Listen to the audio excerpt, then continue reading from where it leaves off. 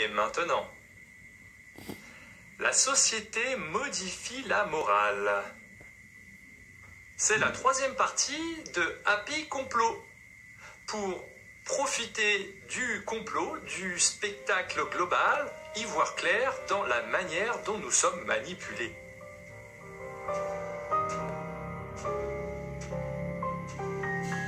Le complot remonte à plusieurs centaines d'années. Toutefois, il y a eu un virage important, l'éloge de Sion de 1897. C'est le premier congrès sioniste, il s'est tenu à Bâle en Suisse du 29 au 31 août 1897. C'est bien vrai car ce qui était annoncé est en train de se produire. Il y a un protocole de conquête sociétale, morale et politique. Rien de nouveau dans ces illuminés à part qu'ils se montrent. Il y a une installation sérieuse à la Révolution française. Ces intégristes gangrènent le pays peu à peu. La Troisième République avait pour but de récupérer tous les leviers du pouvoir par l'armée, la magistrature, l'éducation nationale et même l'Église. Développement de la déliquescence de tous ceux qui fonctionnaient. Décadence, décomposition résultant de la violation des règles morales, dégénérescence, société en déliquescence. Il y a certaines révolutions d'idées. Contraception, avortement, mariage pour tous, transgenre, compréhension de la pédophilie. Ils y vont étape par étape. Comprenez maintenant qu'à l'échelle d'une vie, nous ne pouvons pas nous rendre compte de l'avancée de cette dégénérescence morale si nous ne partageons pas avec les anciens. La pédophilie approche. Nicole Belloubet, elle est membre du Conseil constitutionnel de 2013 à 2017, année où elle est nommée garde des Sceaux, ministre de la Justice dans le deuxième gouvernement Philippe, sous la présidence d'Emmanuel Macron. Elle n'est pas reconduite dans le gouvernement Jean Castex en 2020.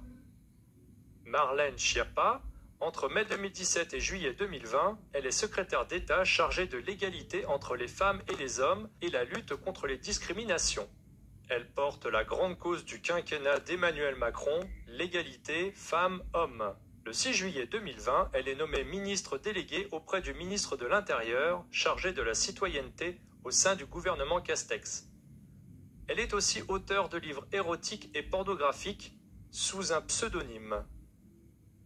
Ces deux femmes proposent un âge minimum du consentement sexuel à 13 ans. Après avoir reçu des soulèvements de foule, la barrière est déplacée à 15 ans. C'est une technique de manipulation bien connue, proposer trop pour avoir beaucoup. Tout cela est une préparation des mentalités, une porte ouverte aux prédateurs sexuels. Maintenant, le viol n'est plus un crime, c'est un délit. La différence est cinglante et sanglante. La société évolue à cause des lois. Simone Veil l'a déclaré de son temps, en modifiant la loi, vous pouvez modifier fondamentalement le comportement humain. Maintenant, ce qui est interdit est autorisé, ce qui est autorisé est interdit. Vous retrouvez la même confusion qu'avec les nouvelles fausses et le voile qui tente de nous éloigner de la réalité des événements. Cette démonstration prouve que c'est la société qui modifie la morale. En 2010, l'éducation nationale enseigne l'homosexualité en CM1 et en CM2. En 2011, c'est la théorie du genre qui fait son apparition. Dépravation programmée de la société chrétienne. Progressivement, les églises sont saccagées. À force de tout voir, on finit par tout supporter. À force de tout supporter, on finit par tout tolérer. À force de tout tolérer, on finit par tout accepter. À force de tout accepter, on finit par tout approuver. Saint Augustin d'Hippone. Ces oppresseurs de la liberté veulent établir un régime dominateur universel. C'est une forme de gouvernement qui s'étend sur tout le monde. C'est dans l'intimité des sociétés secrètes qu'il faut pouvoir préparer l'opinion des peuples. Est-ce que vous savez comment les lois sont préparées? Cela commence par une campagne de presse lorsque le public est prêt. Le projet de loi va à l'Assemblée nationale. Il est voté par certains députés, un peu de chaque parti. Le nombre de députés présents est secondaire. Vous remarquerez que la plupart des lois liberticides ou totalement opposées à la morale, comme la dernière loi bioéthique, sont votées pour cette dernière un vendredi soir, avec un taux d'absence de plus de 82% des députés. C'est l'appartenance à la maçonnerie qui prime. les directives des propres partis sont étouffées. Le député maçon sait ce qu'il doit faire. Les francs-maçons ne sont pas les seuls à prôner la destruction des nations. L'espace européen est une transition à la gouvernance mondiale. La théorie maçonnique correspond à celle de la Kabbale.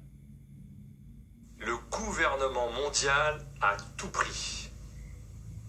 Peuple, vous avez le choix, soit par consentement, soit par conquête. Le verrou qui doit sauter est la nation.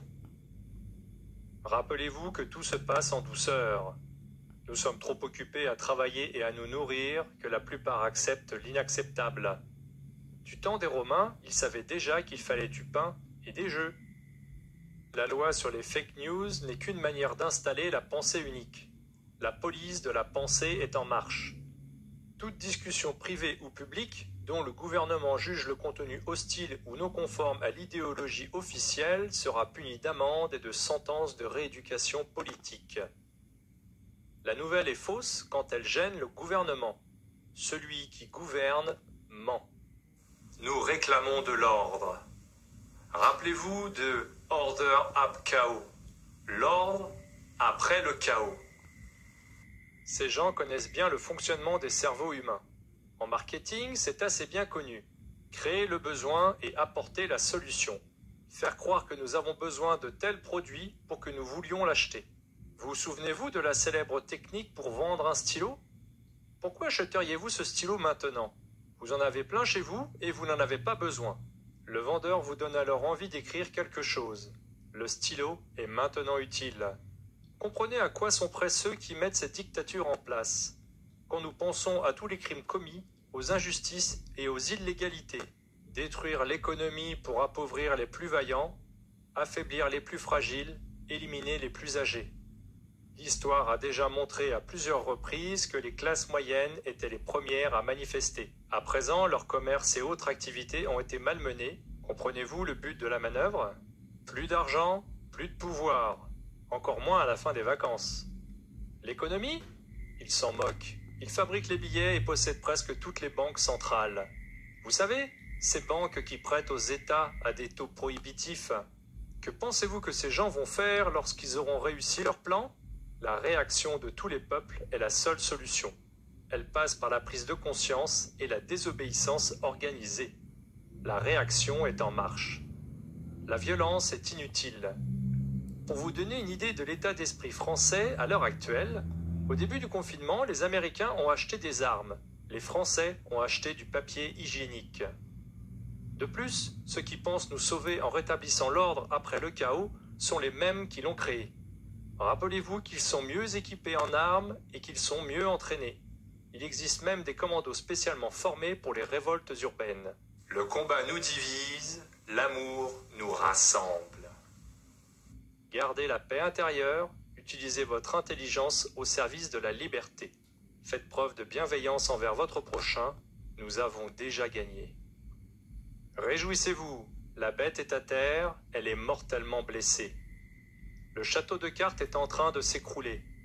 Il va y avoir encore quelques mouvements de folie de la part de nos tortionnaires. Gardez à l'esprit qu'ils sont terminés. Comme toute construction qui s'effondre, il va y avoir un peu de vent et de l'animation.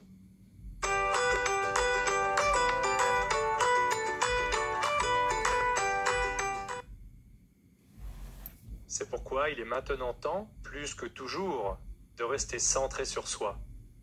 Gardez l'amour dans votre cœur, l'amour de l'humanité. Respirez de tout votre corps, respirez l'amour ambiant. N'attendez pas le sauveur, nous allons nous-mêmes nous sauver.